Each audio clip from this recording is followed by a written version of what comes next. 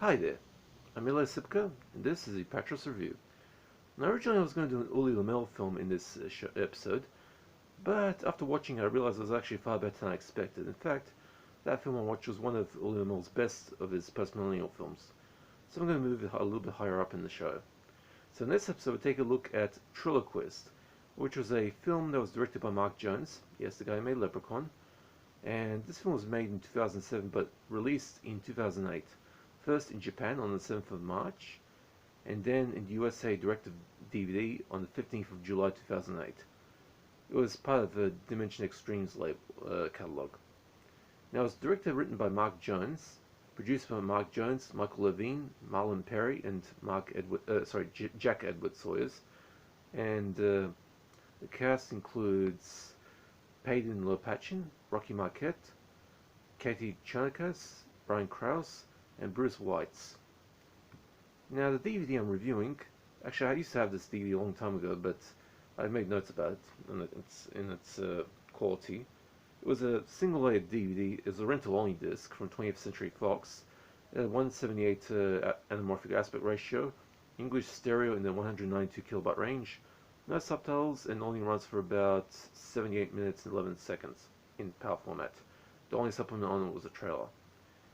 Now, former 18 scripter Mark Jones, famous in the horror community for creating the infamous pint-sized Irish monster the Leprechaun, keeps on going with a string of pint-sized monsters with his 2008 direct-to-video feature Triloquist, which was released in the States under the infamous Dimension Extreme label, more on that later, a very dark horror comedy about the lives and eventual killing spree of a pair of very disturbed siblings and their always on the sunny side of life ventriloquist dummy.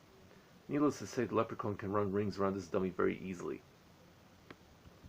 After their mother, a struggling Las Vegas ventriloquist, dies of a drug overdose in 1993, two young children and their mother's ventriloquist dummy, that might somehow be alive, are sent from foster home to foster home until their perverted uncle is found.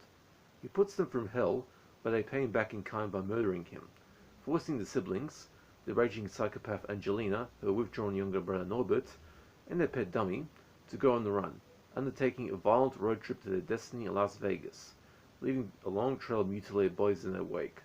Angelina also wants her brother to have a baby, so to that end she kidnaps a young woman to serve as a surrogate mother. Triloquist has a germ of a good idea in it, the age-old horror trope of the living ventriloquist dummy. Bruce Weitz really gets into the role with this one with an enthusiastic relish, but Jones's decision to stage as a very acerbic dark comedy doesn't exactly work due to the utter lack of boundaries Jones had in the script. With the story having things like child abuse, incest, teenage drug use and alcoholism in there, without having the right context to make it work, it winds up being a film that thinks it can be an edgelord in the direct-to-video horror genre, but only winds up leaving viewers with one hell of a nasty sour taste in their mouths.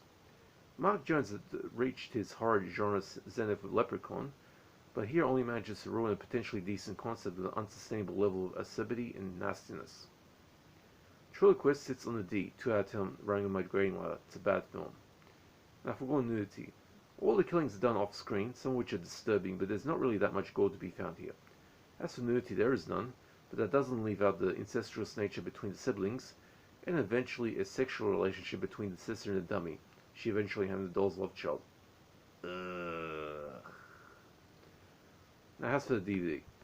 This was released in the USA on DVD from Dimension Extreme, a short-lived offshoot of Dimension Films that specializes in direct-to-video horror. Due to the near universal poor quality of the label's catalog, many genre fans and DVD collectors like to remark that the extreme part of the name is really covert shorthand for extreme shit. This holds true with Ventriloquist. The film has a reasonably okay-looking 178 ratio of passable transfer, or for the looks it remains slightly better than the other Dimension Extreme titles due to Mark Jones having access to better photography than what other filmmakers tend to have. The American disc has no supplement, but does have a decent 5:1 mix in English and subtitles for both English and Spanish. In Australia, the film was put out as a rental-only disc by 20th Century Fox, which is even less of a deal than the Dimension Extreme disc was on the technical front. The picture on the Aussie disc looks okay, just like the American one, but there is only a stereo soundtrack, no subtitles, and only a trailer for a supplement.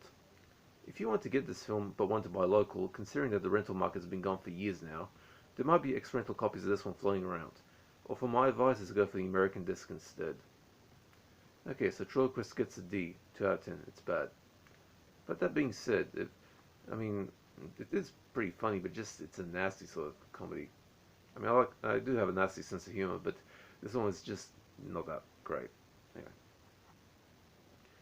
now I'll continue on my horror films, and in coming episodes, I'm gonna revisit the Monogram 9, each one of the 9 films done its own episode, so that'll be fun. And after that, I'll do my first Doctor Who review for the classic series. Okay, now I do not do requests, but if you have any questions about DVDs or films in general, keep me up in the comment section. I'll be happy to answer. Hope you guys are staying safe. Take it easy, and that's it for this review. See ya.